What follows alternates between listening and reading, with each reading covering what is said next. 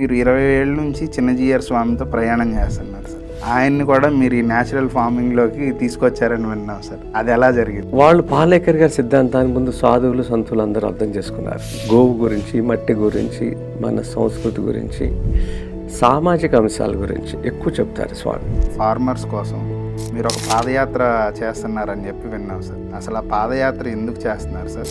ధర్మం నిలబెడతాకి ఎంతమంది స్వాములు ఈ భూమి మీద నడయాడారో, పనిచేశారో, అలాగే ఈ వ్యవసాయం కొన ఊపిరితో ఉంది, భూమి బాధపడుతుంది, గ్రామాలన్నీ కుళ్ళుతో గాయాలతో నిండిపోయి ఉంది, యువకులు లేరు, గ్రామం వదిలిపెట్టి వచ్చేస్తాం.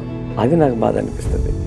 అంటే గ్రామం అనేది వల్లకాడు కాదు, వల్లకాడులా చేసేసారు.